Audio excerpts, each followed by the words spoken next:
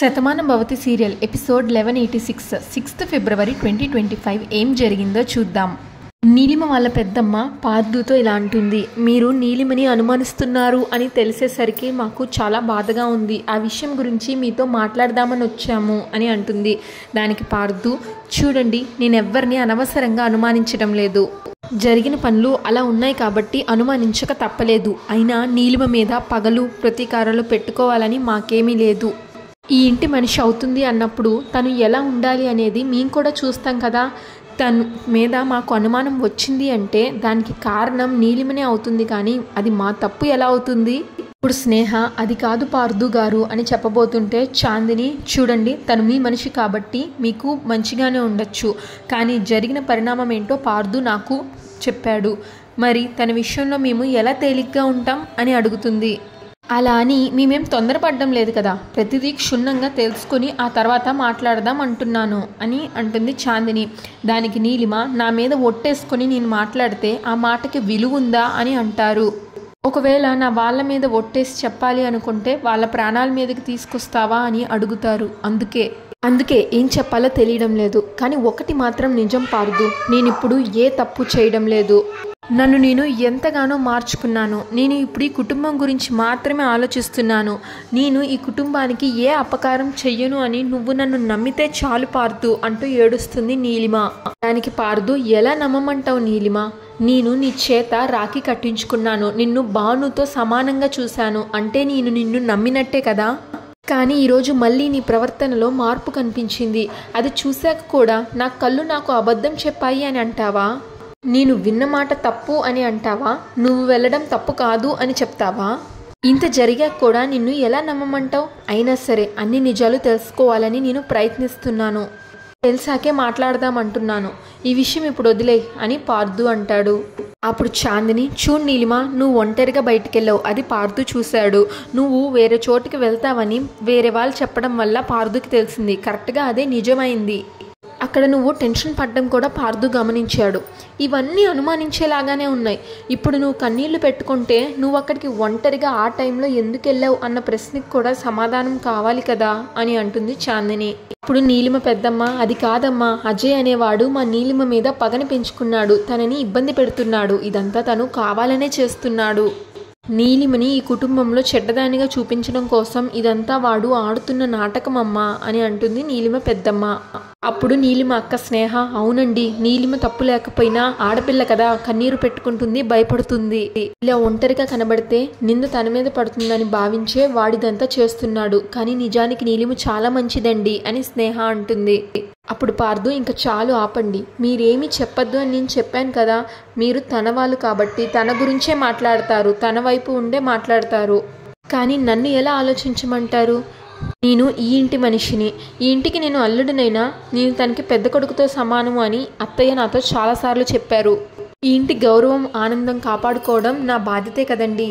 నీలిమ ఈ ఇంటికి వచ్చాక ఈ ఇంట్లో సంతోషాలు రావాలని మేము కోరుకుంటున్నాం, అంతేగాని కొత్త సమస్యలు రావాలి అని మేమెవ్వరం కోరుకోవడం లేదు అని పార్దు అంటాడు.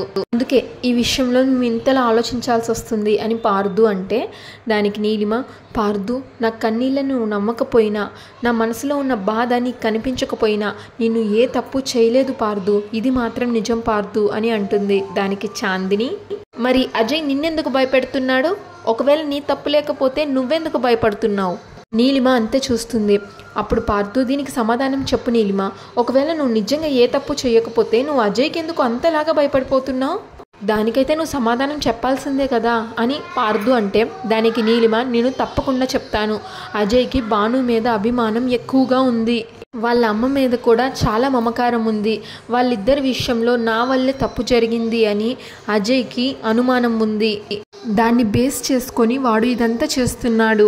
ఇప్పుడు నేను ఏమీ చెయ్యలేదు అని అన్నా కూడా వాడు నన్ను నమ్మటం లేదు, నన్ను ఇబ్బంది పెడుతున్నాడు. ఇది నువ్వు తెలుసుకుంటే చాలు అని నీలిమ ఏడుస్తుంది.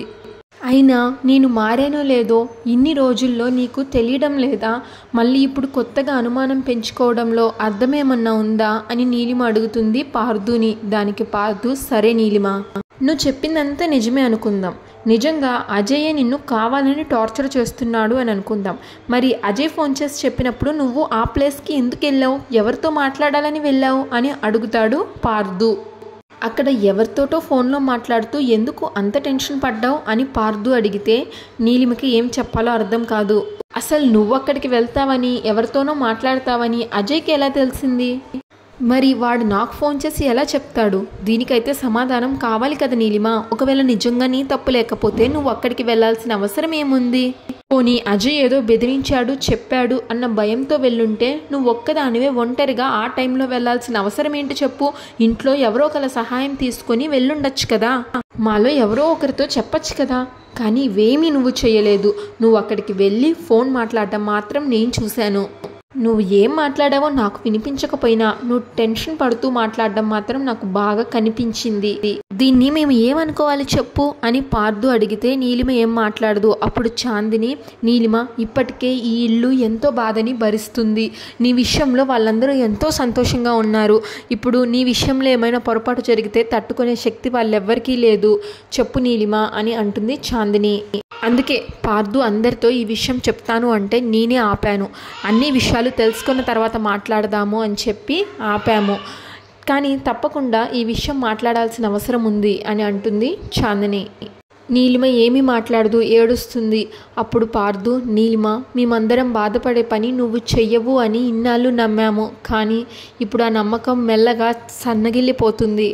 ఎక్కడో ఏదో జరుగుతుంది అన్న అనుమానం ఉంది. అది కాదు అని నువ్వు ప్రూవ్ చేసుకోవాలి, లేదంటే ఈ విషయం అందరితో మాట్లాడాల్సి ఉంటుంది అని పార్దు అంటాడు.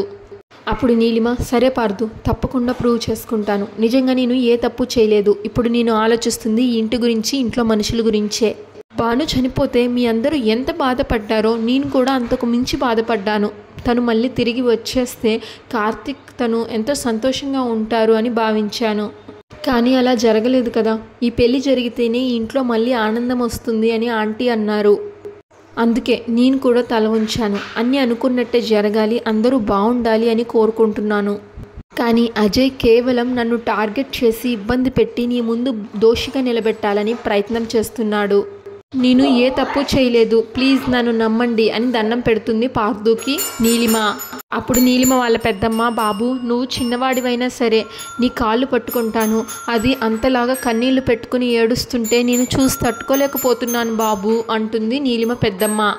ఆడపిల్ల నిజంగా తప్పు చేసి ఉంటే ఈ బాధ ఉండదు. ఒకవేళ నటనే అయితే ఆ ఏడుపులో నిజాయితీ కనిపించదు బాబు. మనిషిని మానసికంగా ఇంతలాగా బాధ పెట్టడం మంచిది కాదు బాబు. తన తప్పు లేదు అని నిరూపించుకుంటా అంటుంది కదా, తనని క్షమించండి బాబు అంటుంది నీలిమ పెద్దమ్మ పార్దుతో. ఇంట్లో ఎవరితోనూ ఈ విషయాలు మాట్లాడకండి, పెద్దదాన్ని అయినా సరే మీ కాళ్ళు పట్టుకుంటాను అంటే అప్పుడు పార్దు, అయ్యో ఏంటండి మీరు చేస్తున్న పని, మీరు పెద్దవారు, ఇలాంటి పనులు ఎప్పుడు చేయమాకండి అని పార్దు వాళ్ళ పెద్దమ్మతో చెప్పి నీలిమతో ఇలా అంటాడు. సరే నీలిమ, నేను నిన్ను నమ్ముతున్నాను. ఇంకెప్పుడు ఇలాంటి పొరపాట్లు జరగకుండా చూసుకో. అజయ్ విషయం ఏంటో నువ్వే తెలుసుకో అని చెప్తాడు పార్దు. సాక్ష్యం ఉంటే చూపించు అని నేనే వాడిని అడిగాను. ఇప్పుడు వాడు ఆ ప్రయత్నంలోనే ఉన్నాడు. నీ తప్పు లేకపోతే వాడు ఎన్ని ప్రయత్నాలు చేసినా గెలవడు. కానీ నిజంగా నీ తప్పు ఉంటే అది ఏదో ఒక రోజు బయటపడుతుంది, అది మర్చిపోకు. అంతవరకు నేను ఎవరితోనూ ఈ విషయం మాట్లాడను అని పార్దు చెప్తాడు నీలిమ. అప్పుడు Neelima, thank you Parthu, thank you అని చెప్తుంది పార్దుకి. నీలిమ తన రూమ్లోకి వెళ్ళిపోయి ఏడుస్తుంది. ఈలోగా వాళ్ళ పెద్దమ్మ వస్తే అమ్మ నీలిమ అని అంటే నీలిమ పెద్దమ్మ అంటూ వాళ్ళ పెద్దమ్మని కౌగిలించుకుంటుంది. అప్పుడు వాళ్ళ పెద్దమ్మ, అమ్మ నీలిమ ఎందుకమ్మా బాధపడుతున్నావు? ఆ అబ్బాయి ఇంట్లో ఎవరికి చెప్పను అని అన్నాడు కదా, ఇంకా ఎందుకమ్మా బాధపడుతున్నావు అని అడుగుతుంది నీలిమని. ఇంకా నువ్వు భయపడాల్సిన అవసరం ఏం లేదమ్మా అని నీలిమకి చెప్తుంది వాళ్ళ పెద్దమ్మ. అప్పుడు నీలిమ, పెద్దమ్మ నాకు జన్మనిచ్చిన తల్లి నాకు చిన్నతనంలోనే దూరం అయిపోయింది. తల్లి ప్రేమ ఎలా ఉంటుందో నాకు తెలీదు. నేను నీ కడుపును పుట్టకపోయినా నువ్వు నా కోసం పార్దు కాళ్ళు పట్టుకుంటా అన్నావు పెద్దమ్మ. అమ్మ మమకారం ఎలా ఉంటుందో ఇప్పుడు నిన్ను చూస్తేనే అర్థమవుతుంది అని చెప్తుంది నీలిమ ఏడుస్తూ. నీ రుణం నేను ఎలా తీర్చుకోగలను పెద్దమ్మ అని అంటుంది నీలిమ. దానికి వాళ్ళ పెద్దమ్మ, తల్లి పిల్లల మధ్య రుణానుబంధం ఎందుకు ఉంటుందమ్మా, అనుబంధం మాత్రమే ఉంటుంది అని చెప్తుంది నీలిమకు. ఈలోగా స్నేహ కలగ చేసుకుని మనిద్దరం ఒక తండ్రి పిల్లలం, నీకు కష్టం వస్తే మాకు కన్నీళ్ళు వస్తాయి, నువ్వు బాధపడితే మేము బాధపడతాము, నీకు కష్టం రాకుండా మేమే కదా చూసుకోవాలి అని చెప్తుంది. మనందరం ఒక్కటే అని నీలిమతో అంటుంది. ఇంకా భాను ఇంటి నుంచి పారిపోవడానికి బ్యాగ్ తీసుకొని కంగారుగా బయటకు వచ్చేస్తుంది. ఆదిత్యతో ఇలా అంటుంది, అంతా ఓకే కదా అంటే అప్పుడు ఆదిత్య అంతా ఓకే అక్క, నిన్ను ఎవరు చూడకూడదు, నువ్వు తొందరగా ఎక్కక్క అని అంటాడు. అయితే మీ అక్క భార్గవి ఎక్కడా అని అడుగుతుంది భాను. దానికి ఆదిత్య, అక్క ఇంటి నుంచి రావాలి కాబట్టి తన మీద ఎవరికి అనుమానం రాదక్క, వచ్చేస్తుంది, నువ్వు తొందరగా ఎక్కక్క అంటే సరే అంటూ భాను ఎక్కబోతుంటే ఈలోగా మురారి వచ్చి రాధా ఎక్కడికి అని అడుగుతాడు. భార్గవి కూడా మురారితో ఉంటుంది. భార్గవి తగిలించుకుంటుంది. అప్పుడు మురారి, ఏంటి రాధా వెళ్ళిపోవాలని నిర్ణయించుకున్నావా, నా నుంచి శాశ్వతంగా దూరం అయిపోవాలని నువ్వు నిర్ణయం తీసుకొస్తున్నావా అని అడుగుతాడు. దానికి భాను, అది కాదు మురారి గారు, నేను ఈ నిర్ణయం ఎందుకు తీసుకున్నాను అంటే దానికి మురారి, ఇంకా నాకేం చెప్పొద్దు రాధా, ఏ క్షణం అయితే రాధకి నా మనసు ఇచ్చాను ఆ క్షణం నుంచి తనే నా ఊపిరి అనుకొని బతికాను, తనతోనే ఉండాలి అని నిర్ణయించుకున్నాను, తనే నా జీవితం అని అమ్మకి కూడా చెప్పాను, అమ్మ కూడా నా ప్రేమని గెలిపించాలనే చూసింది, కానీ అప్పుడు చెప్పకుండానే వెళ్ళిపోయావు, తిరిగి వచ్చావు అని ఆనందించేసరికి ఇప్పుడు కూడా చెప్పకుండానే వెళ్ళిపోతున్నావు అని బాధపడతాడు మురారి. ఇది నీకు న్యాయమా, పద రాధా వెళ్దాం పద అంటూ రాధ చేతిలో భాను చేతిలో బ్యాగ్ తీసుకొని భాను చేయి పట్టుకొని తీసుకెళ్తాడు మురారి. ఇంట్లోకి రాగానే భువనేశ్వరి, ఏంటి కిట్టయ్య మీ ఇద్దరు ఎక్కడికి వెళ్ళారు అని అడుగుతుంది. దానికి మురారి, నేనెక్కడికి వెళ్ళలేదు అమ్మా, రాధ ఇంట్లో నుంచి వెళ్ళిపోవాలి అనుకుంది, దానికి సాయంగా వీళ్ళిద్దరు సహాయం కోరింది, భార్గవిను ఆదిత్య అని చూపిస్తాడు మురారి. వాళ్ళు రాధని తీసుకెళ్తుంటే చివరి నిమిషంలో నిజం తెలిసి నేను ఇంటికి తీసుకొచ్చాను. అప్పుడు భువనేశ్వరి షాక్ అవుతుంది. ఏంటమ్మా ఇది, నువ్వు ఇంటి నుంచి వెళ్ళిపోవాలని ప్రయత్నించావా, ఎందుకు, నువ్వు మా మనిషివి అనుకున్నాము, నువ్వు ఇక్కడే ఉండాలని మేమందరం కోరుకున్నాము, నువ్వు వెళ్ళిపోవడం ఏంటమ్మా, నువ్వు ఎక్కడికి వెళ్తావు, నీకు ఎవరున్నారని వెళ్తావు అని అడుగుతుంది భువనేశ్వరి భానుని. అప్పుడు భార్గవి, తప్పుగా అనుకోకండమ్మా, మీ ఇంటి మనిషిని నేను దూరం చేయాలి అని అనుకోలేదు, కానీ రాధే నన్ను అడిగింది, నన్ను ఇక్కడ ఉండలేనని ఇక్కడి నుంచి తీసుకెళ్ళిపోమని సాయం చేయమని కోరింది. ఆదిత్య ఏమో మా విషయంలో తనెంత చేసిందో మీకు కూడా తెలుసు కదా అమ్మగారు, అందుకని అక్క అలా అడిగేసరికి అక్క మాట కాదనలేకపోయాము, మమ్మల్ని తప్పుగా అనుకోకండి అమ్మగారు అని అంటాడు. అప్పుడు సత్య, ఏంటి రాధా ఇది, ఇక్కడ అందరూ నీ గురించి ఆలోచిస్తుంటే నువ్వు మా నుంచి వెళ్ళిపోతాను అని అంటున్నావా అని అడుగుతుంది. పాపం మామయ్యని చూడు ఎంత బాధపడుతున్నాడో అని సత్య అంటే అప్పుడు కల్కి, అవునమ్మా, ఈ ఇంట్లో నిన్ను ఒక్కరు మాత్రమే శత్రువుగా చూస్తున్నారు, తతిమ వారందరూ నిన్ను అభిమానిస్తున్నారు అని కల్కి అంటాడు. కానీ నువ్వు ఈరోజు ఈ నిర్ణయం తీసుకోవడం మా అందరికీ బాధగానే ఉందమ్మా అని కల్కి అంటే దానికి జయ, వెళ్ళాలి అని తనే నిర్ణయించుకున్నాక ఆపాలి అని మనం ఎందుకు ఆపాలి, ఇన్ని రోజులు తన్ని పంపించాలనుకుంటున్నాను అని అందరూ కలిసి నా మీద నిందలు వేశారు, ఈరోజు ఆవిడిగారే వెళ్ళిపోతాను అనింది కదా, ఇప్పటికైనా అర్థమైందా నా తప్పేం లేదని అని జయ అంటుంది. అప్పుడు భువనేశ్వరి, నోరు మూస్తావా జయ, అసలు నీ వల్లే తన మనసు ఇరిగింది, తను అంతలా బాధపడింది కాబట్టి ఇంత పెద్ద నిర్ణయం తీసుకుంది, దీనంతటికి కారణం నువ్వే, నీకు అసలు మాట్లాడే అర్హతే లేదు, నోరు మూసుకొనుండు అని భువనేశ్వరి జయాని అంటుంది. అప్పుడు భాను, అనవసరంగా నా గురించి ఆవిడిని తప్పు పట్టకండి, నేను వెళ్ళిపోవాలి అని నిర్ణయించుకోవడంలో ఆవిడిది ఏమీ లేదు, ఇది కేవలం నా నిర్ణయం, మీరంతా నా వాళ్ళు, నా కోసం ఆలోచిస్తారని కూడా నాకు తెలుసు, కానీ నేనెవరినండి, నా గతం ఏంటి అంటే దానికి మురారి, నువ్వు రాధవి, నా జీవితానివి, మన ప్రేమ గురించి నీకు మొత్తం చెప్పాను కదా అని అడుగుతాడు.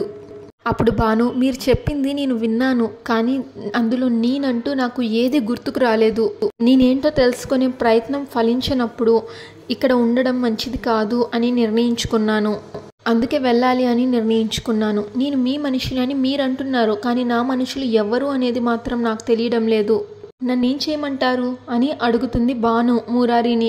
వాళ్ళు ఏం చెప్పాలో తెలియక అలానే బాధగా చూస్తుంటారు. ఈలోగా వాసుదేవరావు ఇంకా మనోహర్ వచ్చేస్తారు భువనేశ్వరి వాళ్ళ ఇంటికి. మురారి భానుతో, చూడు రాధా, గతాన్ని మర్చిపోవడం నీ తప్పు కాదు, ఆ భగవంతుడు నీకు ఇచ్చిన శాపమని మేమందరం బాధపడుతున్నాం, కానీ ఒక్కటి, నువ్వు దూరం అయితే మాత్రం నేను తట్టుకోలేను, నువ్వు నా కళ్ళ ముందు ఉంటేనే నువ్వు బాగుంటావు, నేను బాగుంటాను, అంతేకాని మేమేదో అనుకుంటామని ఈ ఇంటి పరువుకి ఏదో నష్టం వస్తుందని నువ్వు వెళ్ళిపోతే మాత్రం ఇక్కడ ఆనందించే వాళ్ళు ఎవ్వరూ ఉండరు అని మురారి అంటాడు. అదంతా విన్న జయ చాలా చిరాగ్గా మొహం పెట్టుకుంటుంది. బాధపడే వాళ్ళు మాత్రమే ఉంటారు, నీకు గతం గుర్తొచ్చిన మరుక్షణం నీకు అన్నీ తెలుస్తాయి, నీ వాళ్ళెవరో కూడా నీకు తెలుస్తుంది, మేమందరం ఎందుకు ఇలా మాట్లాడుతున్నామో నీకు అప్పుడు అర్థమవుతుంది అని మురారి నచ్చ చెప్తాడు భానుకి. ఈలోగా వాసుదేవరావు మనోహర్ లోపలికి వస్తూ ఉంటారు.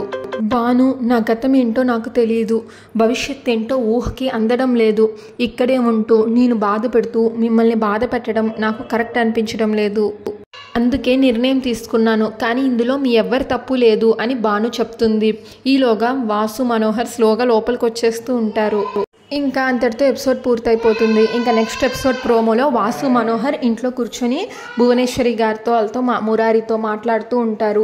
ఈలోగా సత్య లోపలికి వచ్చి, రాధా నేను సిటీలో ఒకళ్ళ గురించి చెప్పాను కదా, ముగ్గులు పోటీలో గెలిచాను అది అని, వాళ్ళు వచ్చారు మన ఇంటికి, వాళ్ళు నిన్ను చూడాలనుకుంటున్నారు, రాధా అంటే దానికి భాను నాకు ఇప్పుడు ఎవరిని చూడాలని లేదు. అప్పుడు సత్య, పాపం రాధా వాళ్ళంత దూరం నుంచి వచ్చారు, నీ మీద అభిమానంతో నిన్ను చూస్తాను, నీతో మాట్లాడతాను అంటున్నారు, నువ్వేంటి రానంటావు అని అడుగుతుంది భానుని.